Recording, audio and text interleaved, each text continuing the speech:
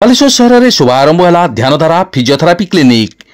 बालेश्वर मुभिएक्स सम्मुख white house गली रे उद्घाटित होईछि एक अत्याधुनिक ध्यानधारा मल्टी स्पेशलिस्ट रिजेनेटिव पेन क्लिनिक।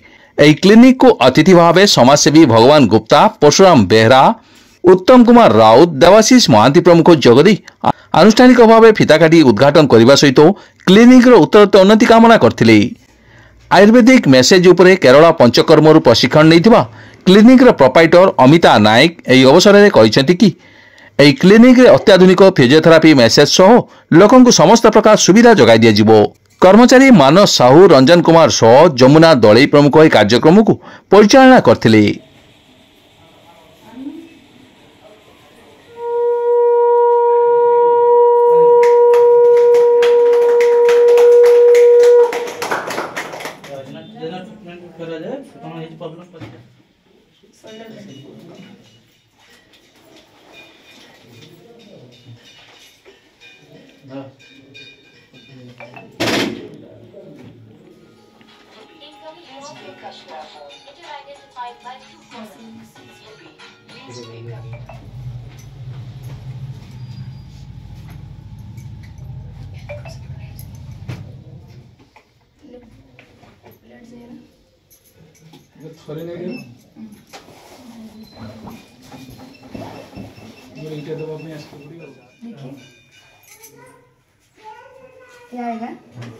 ये बाबद कहबार अच्छी मुझे उद्घाटन कर उद्घाटक जड़े परशु भाई को सांगे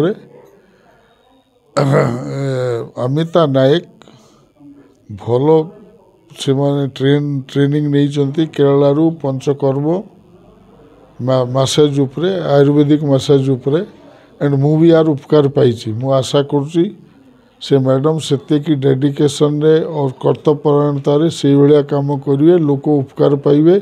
यार दीटा लाभ अच्छी समाज सेवा तो गोटे सेवा, रोगी को सेवा सेवाटा प्रथम लक्ष्य करके से धन उपरे कम गुरुत्व देवे मु आशा करुँची। आज आमर गोटे फिजियोथेरापी सेंटर ये ओपनिंग होती ध्यानधारा फिजियोथेरापी सेंटर तार ओनर होती अनिता नायक। ये एक महत्व कार्य जो कि आज दुनिया रे समस्तंकर आंठू गंठी बथा, मुंड बथा, बेक बथा, आंठू बथा, अंटा बथा, ये सब जो बथा होची तार निराकरण पाई फिजियोथेरापी निहाती आवश्यकता अच्छी। आज दिन में फिजियोथेरापी आवश्यकता निहाती अच्छी कारण मते थरे फर्जन शोल्डर होता मुझे पाखर भल होती। आज जेहेतु हाथ में मो देहटी भल हो मोर फर्जन शोल्डर भल है सी मत डाकिकी आज आम भोग नहीं मु दी जन जाक उद्घाटन करूँ। आसतु समस्ते मिसिकी ये सेंटर टी को आग को नवा एवं ये सेंटर टी केमती चलो लोकंकर दुखमोचन हम कष्टमोचन हम समस्ते मिसिकी साहाय्य करवा ये सेंटर आग को जीवा। मु भगवान को ठारे प्रार्थना करुँची ये सेंटर टी आग को जाऊ एवं यार जो ओनर मालिक जे माने करिसेंती तांकु मु आज साधु कार्य साधुवाद ज्ञापन करुँची। धन्यवाद। नमस्कार सर, मो ना अमिता नायक, ध्यानधारा क्लिनिक रो मु ओनर। मु चाहूँगी जे समाजर मंगल पाई किसी जो मानकर भी घर का आंठू अंटा हाथ गोड़ पेन हो छोट छुआ कथा पाना से सबूर जमी निवारण हम तापाई गोटे छोट मोट क्लिनिक संस्था खोली से हिसाब से मोर गोटे फाउंडेशन अच्छी से फाउंडेशन तरफ यहाँ उद्घाटन करुचे। भास्करगंज व्हाइट हाउस गली सेवा आमर मसाज थेरापी, फिजियोथेरापी आंठू हाथ शोल्डर पेन अंटा सब ये सब हाड़ उपरे विशेष करी बालेश्वर आस मोर 7 वर्ष हो गलानी।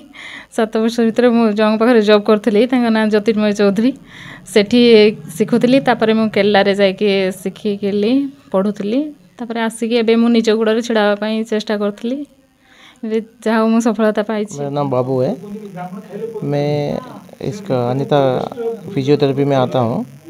मैं एक्चुअली 1 साल से मैं आ रहा हूँ। कोई भी पेन होता है मैं और मेरे दोस्त के साथ आते हैं।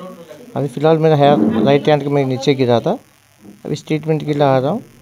बाकी जो भी मेरे दोस्त है या मैं आया था काफ़ी ट्रीटमेंट किसी बहुत आदमी को कुछ रिलीफ मिल गया। कब से मैडम के पास आते हैं आप? 1 साल से जानते हैं हम लोग, 1 साल से कभी फिजियोथेरेपी में जाते थे मैडम के साथ। काफ़ी अच्छी मदद में मिलती है, अच्छी सी बातचीत वगैरह, इसका जो बिहेव है बहुत अच्छी है।